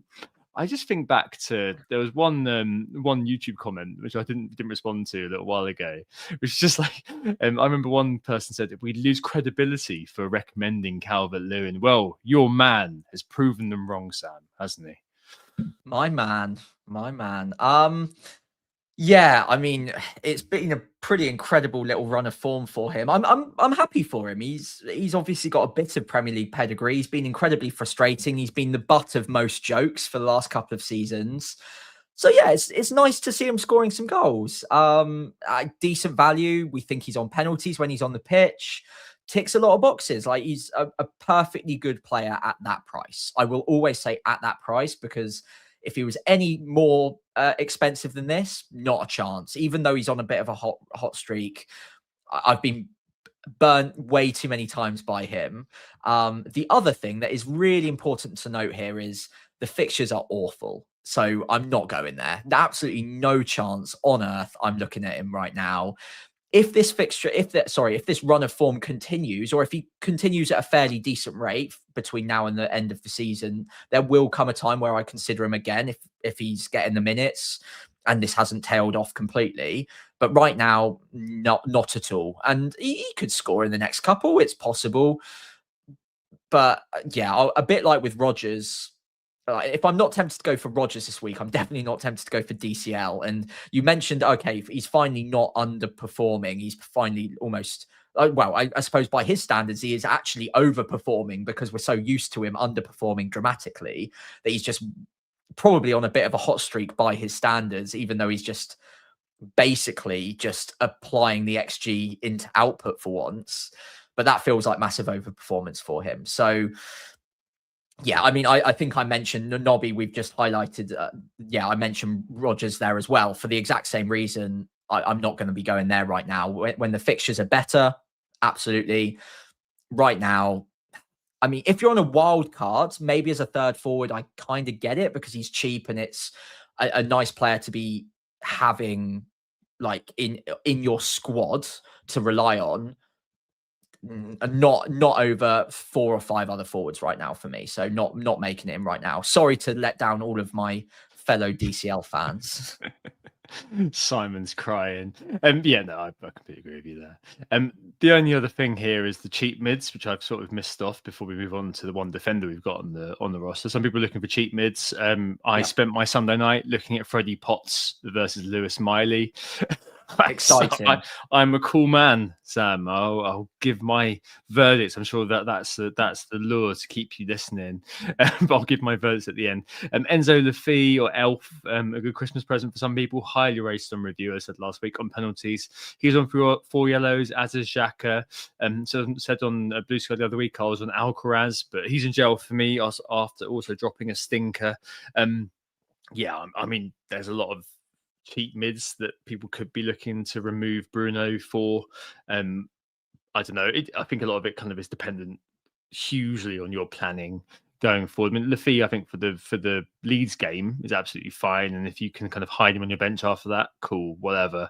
But I think for me, you're probably looking at going all the way down to Potts. So I wouldn't go all the way down to like a Devaney or something at 4.3. Defender wise, I've got Michael Keane on here, need defender here. One thing that I was really surprised by is, fifth for DEFCON this year, decent number of headed attempts, etc., etc. Everton are actually fourth from bottom for XGC. Wow. Okay. Yeah, it's very strange. I let me just double check that's right, but I'm pretty sure it is. I mean, what do you make of that? It is right. I mean, I've got Tarko. I'm going to have to just, the cockroach that will never be squashed. He's going to just stay for now. The fixtures are very good. And Sean Norton, who's the Everton correspondent, was saying, Brantford is on the grass and all this sort of thing. But over the next few, surely Michael Keane, the goal scorer, is fine if you're looking for an enabler in defence, right? Yeah, I'm a bit nervous about Michael Keane. I wish I was confident enough to buy him because it would be a really easy solution for me. But I wouldn't have to have any money spare. Could move Lacroix or Anderson. Probably more likely Anderson. I don't really fancy losing Lacroix right now.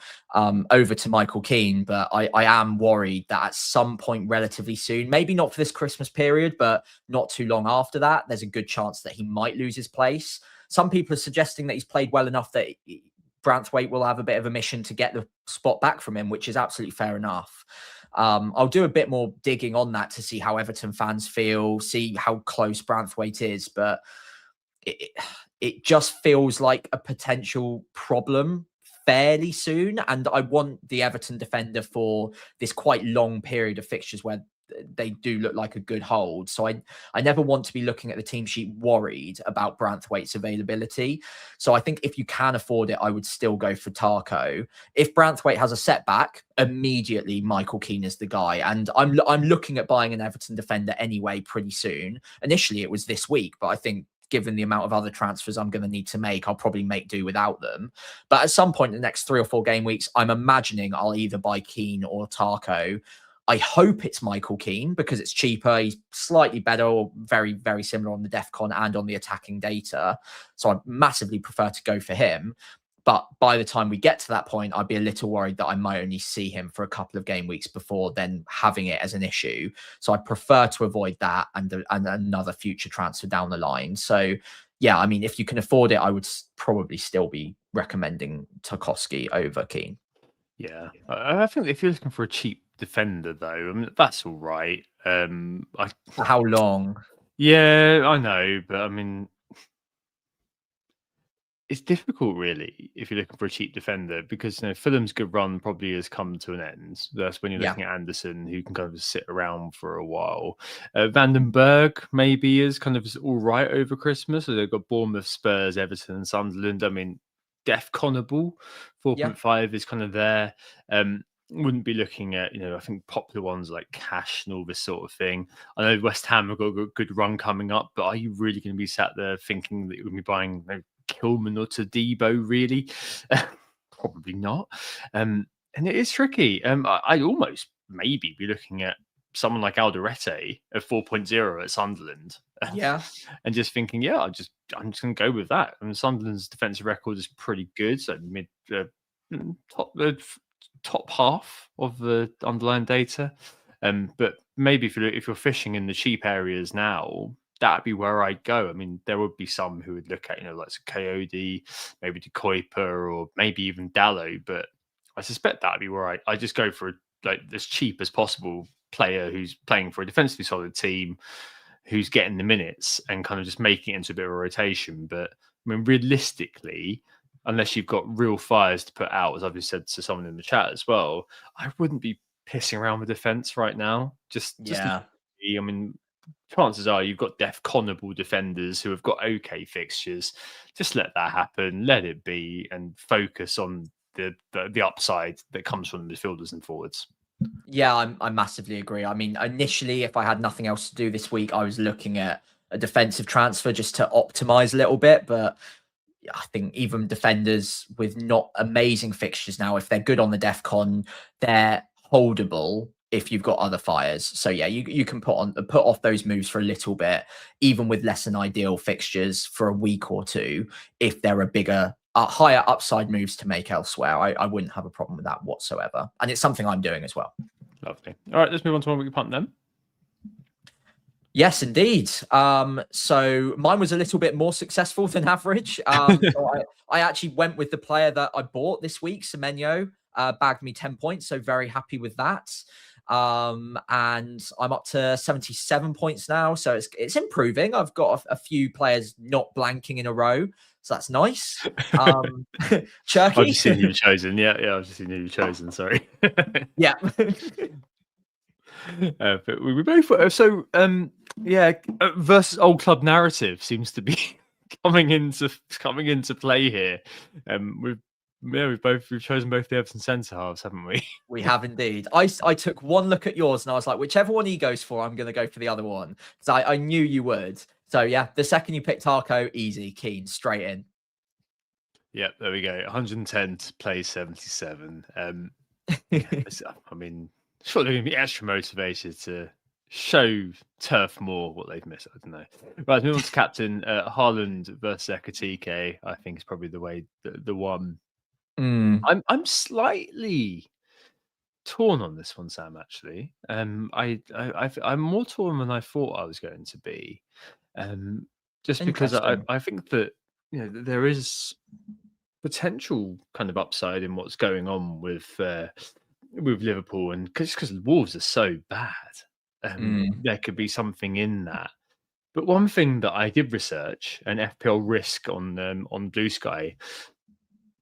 The moment I looked this up, I kind of flipped over to Blue Sky and I saw the guy had written exactly kind of what I wrote. Anyway, so not that this matters that much. I'm sure you're going to shoot this down immediately, but Pep versus Dyche is just a ridiculous one-sided affair. So to who?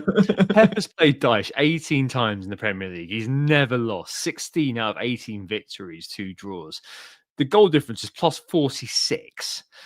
53 goals scored, 7 conceded. Obviously, that takes in spells at Burnley, Everton, and coming up Forest. Dyche teams against Pep are kind of a regular donor of points. And with Haaland in this particular form, just a Haaland form, which is kind of his normal, but for us, just stratospheric. I noted that his XG 16.4 is still higher than 4 teams in the Premier League, which is mad when we're approaching Christmas, including Spurs, which is quite funny. But yes, so even though you've got Ekitike, who's kind of okay in the online data, 25th, whatever it is. As I said earlier on, his online data is all right. And he's playing Wolves, who are second from bottom for XGC. It's going to take a mighty bit of cojones, surely, to back against Haaland this week. Yeah, I mean, I'm not going to shoot down the Dyche thing. I think there are manager matchups that matter in FPL or in the Premier League. Like that, managers have styles of play and ways of, like Moyes has a terrible record against any of the big 6 historically, for example. Those sort of things I do pay attention to. What I would say about Dyche is most of those matches, he's had a pretty weak Premier League side that would normally be expected to get relegated. Normally, not always, but normally. So I don't think it's a coincidence that Pep's got a very good record against him specifically. Dyche does have a better team around him this year, so maybe it changes slightly, but the signals are still strong that it's a good matchup. Pep against a Dyche team seems to have his number a little bit, for whatever that's worth. And Haaland is Haaland. Yeah, I mean, he'll get good minutes. He's got great data. I think with Haaland now, I'm in a position where I need a really good excuse to go against him. Not just that there's a great player that's expected to do well elsewhere this week, but also, is there a really powerful reason to not want to captain Erling Haaland in the first place? Nottingham Forest doesn't scream that way to me. It's not a great fixture, but I'm not particularly worried about captaining him, and I think that's enough for me to just say, fine, leave it on Haaland. Don't overthink it. But yeah, I mean, Ekitike, I don't remember who said it in the chat, but someone mentioned if he was on penalties, I'd be even more tempted. But yeah, I just think you're too reliant on an open play going really well, and we've seen it in the past where you've got a one-off match. If penalties aren't a factor, it might not be enough. And if they have a bit of an off day at the office, then Ekitike might not get the service he needs. So yeah, I think, look, Ekitike is great. Would be really excited to own him this week. I think he'll do really well, but I need a really good excuse to go against Haaland in the form he's in. So I'll be captaining Haaland. Yeah, devil's avocadoing. I'm yeah, probably the same, I think. But I mean, I completely understand if people are looking at it and thinking, you know what, this is another chance, a bit of a Saka one a little while ago, where you look at it and just be like, okay, well, this could be a week to take him on and target Wolves and go for it. And I understand that completely. I just think at the moment, it's just difficult to go Sterling. I just don't want to expose myself to that risk, especially over Christmas, you know? Yeah. Right. You want to be relaxed on Boxing Day, and then going into going against Haaland. There will be brave managers who do it, and maybe it pays off. Not for me this time. There will be weeks where I do it, but not this week, I don't think. Yeah. All right, cool. Let's move on to our teams then. We've somehow managed to go for that. We're going to end up going for longer than we had a guest on, Sam. This is ridiculous. Yeah. What's wrong with us? Right, so just get the guests out of the way. We don't want to talk to those guests. Yeah, you have your moment, mate. All right, no, I'm kidding. Love Mark. Yeah. Right, okay. So yeah, you've got a few transfers to burn and a few ways you could possibly go, right? Yeah, so I mentioned to you I might have moved last night. I didn't in the end. There was just something that told me I'll just wait a minute. Like, I can afford 0.1 swing on Cunha. So I'll run through my team first and foremost. Kelleher in goal at home to Bournemouth. Back four currently of O'Reilly, Timber, Lacroix, who I'm pretty happy with at home to Spurs. I think that's a good one. And then Anderson away at West Ham. Obviously just kept a clean sheet against Forest. In the midfield, I've got the injured Bruno, Semenyo, Saka, and Foden. And then up top, I've got the two that everyone started this week with, or most people, Haaland captained, and Thiago as well. On the bench, I've got Anderson, the Nottingham Forest one at home to City, and Sunderland away for Rodon. So not bad bench cover, really. I think if I was being really passive, I could technically roll, but I'm not going to do that, clearly. Bruno's probably out for a while, so he will be going. I think in almost every universe imaginable, I will be buying Cunha in that position for Bruno. If Szoboszlai wasn't suspended, I'd be very tempted to go with him first and then Cunha next week for Semenyo. But what I'm probably going to end up doing is reversing those two moves, doing Cunha first because Szoboszlai is suspended. And I like Wirtz, but I don't want to have Wirtz and Szoboszlai next week. So I prefer to have Cunha and Szoboszlai than. And I can't do Wirtz and Cunha, if that makes sense. So I've basically chosen Cunha as my nominated man, even though he's not got a great fixture this week. So that move's probably going to happen. Then I've got two different paths I can look at. Number one is more simple. It would be by doing that move, I've got the money because I've already got 1.4 million in the bank, 4 free transfers to do so as well. So I've got the money with one extra transfer to move Thiago directly up to Ekitike, stick with a 4-4-2. My bench is just the same. Pretty good bench depth for not only this week, but in the future. Two relatively good starters, both decent on DEFCON, especially Anderson. You never mind having them off the bench. There is a slightly more aggressive play where I don't get rid of Thiago and I trade myself or switch myself into a 3-4-3, but with much better cover. So get rid of Mark Giu, get rid of Fernandes as well, but then also get rid of Saka, downgrade him to Rice, And then with that money, I can take GU up to Ekitike and Fernandes down to Cunha. So that would put me into a 3-4-3 most weeks. But over this busy period, it removes 2 players that I have a gut feeling miss a match at some point, Thiago and Saka. Saka maybe not miss a whole match, but limited minutes, maybe in 1 or 2 of them. I think Rice gets good minutes throughout. I think Ekitike does. Sorry, Thiago would stay in this instance and probably move to Bowen, I should mention, next week. So that's what I mean by that one. But yeah, 3-4-3, better bench cover. I would have Anderson, both Andersons, Rodon as effectively my regular bench assets. And then the Fulham Anderson could go to Keane or Tarkowski easily with the free money that I've got, because actually removing Saka for Rice manages quite a lot of other upgrades elsewhere beyond even just the Ekitike move. Yeah. So I wonder if it's a bit aggressive for me, because I don't love selling Saka, but it does maybe secure me for minutes through this period, a bit more bench cover, and it allows a few future upgrades as well.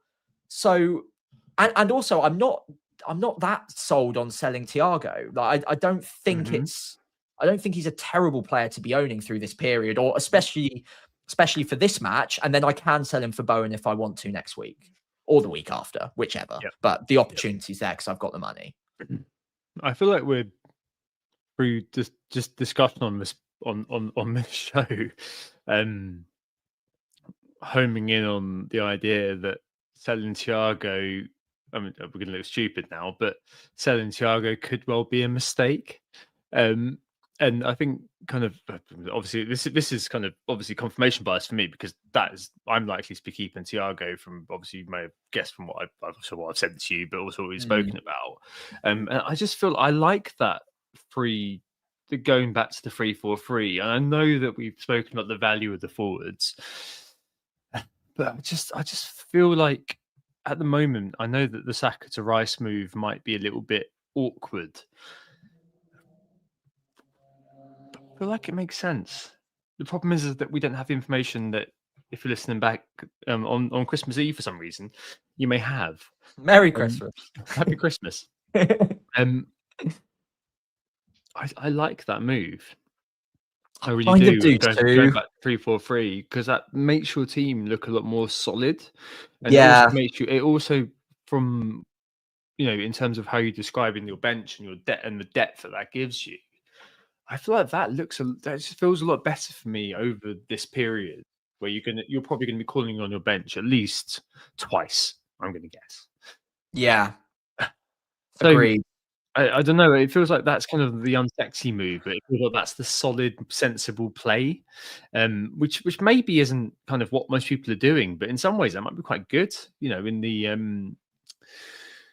In the engaged space. And I know that there's a few, like Oscar, for example, who's saying, I don't think it's time to sell Thiago yet. I know James said that on Planet as well. And I'm from looking at the data and speaking to you tonight, I definitely feel like I'm just not convinced that this is the time to sell. I know that it's been a bit frustrating couple of weeks, but it doesn't feel like quite the right time. And it feels like that's kind of the best point potential is in that kind of swapping around the structure once more. I mean, I could be wrong, but I mean, I'm looking at a 4-4-2 next week, and I think that or if Wilson's fit, a 3-4-3, but for a 3-5-2. But I'm looking probably at 4-4-2 with Anderson on the pitch or Chow on the pitch. I think that's probably going to be the way it goes. So yeah, I really love that 3-4-3. So Ekitike is rising tonight. Yeah, Bruno's falling tonight. I mean, are you convinced enough to confirm it, or thinking about what we were saying earlier, are you waiting to Boxing Day, do you think? I'm going to wait for at least tomorrow evening, because I want to see what happens in the Arsenal game. I kind of decided that during the pod when you were running through the turnovers. I think I've also had a look at, I've used planning tools to make sure I've got the spare money for everything I can foresee for the next few game weeks. I'd prefer to get this decision right rather than commit early and then think, if only I did the 4-4-2 strategy rather than 3-4-3. So I think I'm going to hold off tonight. I only lose another 0.1, but I've got enough spare. I think I've got 0.3 right now, so it'll be 0.2 after tonight. Spare on it, so I can wait. I don't want to leave it to Boxing Day, but I will probably leave it at least until tomorrow night. I mean, honestly, I could just do Fernandes to Cunha and roll it after that. Like, if I'm not going to get sucked into the Ekitike hype, this is a fine 4-4-2 for this week. It's just I do think that Ekitike is pretty great, and I do kind of want him. So it's whether, basically, would I prefer to sell Saka or Thiago now? Obviously, Saka has a better replacement, I think, than any Thiago one would, because effectively, if I get rid of Thiago, my third striker is Giu, whereas if I get rid of Saka, my third striker is Thiago. So, like, much better depth in the 3-4-3 version. Yeah, I mean, I could do anything between 1, 2, or 3 free transfers this week. But I've got 4 of them. I would like to hold on to as many of them as possible, because who knows, we could have another crisis this time next game week. So I'd like to do the path of least resistance if possible. But I do want Ekitike. So maybe the 2 free transfer move just to simplify it. I don't know. Anyway, long enough talking about my team. Let's move on to yours. How did you do overall? Now the game is finished, by the way. Oh, almost grey. I think 81 points. So almost exactly grey arrow. I think I'm down like, I mean, on Focal's app, I'm down like 5k. Okay. So fine. I hit safety. So I got a 5k green arrow. So it's number of, I can't know how to know. What was your net points? 82? 83. 83. Because yeah. So I think I've, I don't know how many of that is in a row. Quite a lot in a row. Nice. I can't boast that anymore. 12 in a row. So yeah, very lucky. Pretty the skin of my teeth, basically, with Anderson getting DEFCON, basically. Even though I got yellow cards and Hilson got yellow cards. So yeah, me for this week. I think I'm gonna just swap Gu for Ekitike and take Anderson down to probably Potts, just because he's probably got better minutes over the longish term than Miley. I'm not going to talk about this too much. I'm less likely to want triple West Ham than triple Newcastle at some point, so he's not going to kind of cut me off in case Newcastle go bananas and suddenly I want this. I want Gordon. I want all of that. So probably going to go with that. I've got 0.2 million price swap tonight, Sam, with Bruno dropping and Ekitike rising. That doesn't... I just happen to be like not going to lose value on Bruno tonight. Otherwise, I might consider doing it as well. It doesn't cut me off Cunha next week. I'd end up with 0.4 in the bank if next week if I do Semenyo to Cunha. Yeah. So it's not awful, but it just might be there's unintended consequences later. I just don't know. I just don't know whether I'm going to do it or not. Honestly, I have no idea. I probably need to figure it out next couple of hours. How desperate are you for Ekitike? Are you absolutely certain? Yeah, absolutely. I'm absolutely certain I'll be getting Ekitike, and I'm not gonna take that on. I've got no interest in not. I know the team is vaguely serviceable, but I've got no interest in taking that on. So I'll be going with those 2 moves for free. So I think that, do I just risk it that Saka would be all right and Cape's all right and Raya's all right? Probably. I mean, I think there's going to be a lot of people in the same boat if an Arsenal defender gets injured, if Raya gets injured, if Saka gets injured. If I've got to take a hit, and so be it. But if they get injured, it's like the -4, yeah. But it's a hit that probably won't help me that much, because like if I get Bruno and Saka injured, and I also want Ekitike, then surely it makes sense that I would then take those players out regardless. So that makes sense. So yeah, absolutely. It follows that logically it's probably going to be okay. I'm probably going to on-screen Wilson's in the team, see what happens. Nick was saying to me earlier on, I texted him what's going on with Harry. He's just a ice pack jobby, so it might be all right. Oh, yeah, but I've got Anderson who might come on, or Chow I could play. I don't know. I don't really both fine. Like yeah, you, exactly. even if Raya got injured, you've got Dubravka at home to Everton this week, so it's not like you are pretty well covered against any issues that arise tomorrow. So yeah, you could probably just, even if Saka did get injured, you could probably not do the -4 and just have Anderson coming off the bench if you wanted. It's not the worst thing in the world. I'd probably just go Rice if Saka was injured, honestly. But I mean, it's going to be, it'll be what it'll be. I think I'll just do it. I'll end up with 1 million in the bank, which will give me enough for Semenyo across to Cunha next week. And I think that'll be me for a little while. Probably end up rolling up to 2 free transfers again, and then kind of taking my chances in game week 21 and try to find a way to Bowen, I think, then, and all this sort of thing. But yeah, I mean, the team looks quite good. So there's a lot of depth, and I think Potts is probably slightly better than Miley in that, if I need him, he's there. But I suspect I probably won't be playing him. The fixtures get good for them as well. If I ever am in a situation where I'm playing Potts, and I quite like the fact I'll be buying the Potty Palindrome this week. But yeah, I think it kind of is quite clear cut that I just go with the 3-4 back to the 3-4-3, and take it from there. I know Wilson's time in the team is coming to near an end. I've got space to kind of carry him for a little while if needs be, with Chow and Anderson on the bench, and I can just end up with Chow and Potts as the bench 1 and bench 2, which is fine. I think that's what I'll do. I think I probably will have confirmed this by the time most of you are listening to this. I mean, I think I'm somehow good. I still can't believe I managed to scam a green arrow out of this week. Honestly, that's ridiculous. I got a penalty save clean sheet and I didn't. That's just awful. What am I doing wrong this year? You'll still beat me by the end of the season, that's for sure. I don't know if that's true. Just for reference, it's Semenyo to Cunha next week for you, right? Yeah, 100%. Okay. That will be. I can't see another way. I can't see another. But that's why I'm buying Potts, basically, to keep the door open. I could look at old Lafie or something like that. But that makes I'll be at 0.1 the next week. Cunha will go up before then as well, I think. So that starts to really risky. I mean, I've got no. I don't know. Maybe I could get a stack attack for a week. I don't know, but I mean, this feels like I'll end up with lots of money on the bench. I don't really want to be on the bench, if that makes sense. Yeah. I'd rather play one of the midfielders and kind of Potts is fine. Defenders, and just deal with it that way. Yeah, he's fine as a bench option. He's getting the minutes. He gets your DEFCON. Yeah, not a problem. I think that's more than sensible, mate. Cool. All right. There we go. Happy Christmas. There we go. We did it. A longer one, 100 minutes. Hopefully this was more enjoyable than the Fulham Nottingham Forest game. Let us know in the comments and reply to us on any method that you can to let us know whether or not we were better than that. But hopefully we were. Thank you all so much for listening and for watching.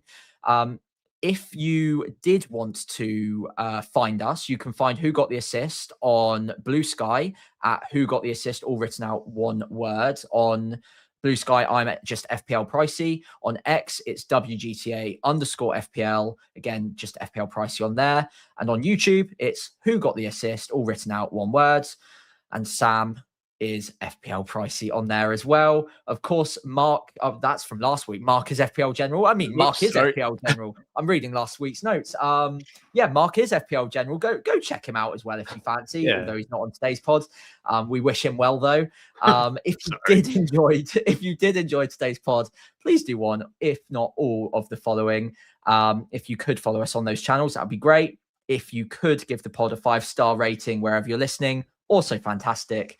And finally, if you're watching on YouTube, leave us a like, hit subscribe as well. That would be greatly, greatly appreciated. And whilst we're at it, go check out Mark as well. Why not? Another shout out for him. Thank you, everybody. Happy Christmas. I know that this time of year can be very difficult for some people, so I really hope it's a peaceful one for you if you're in that boat.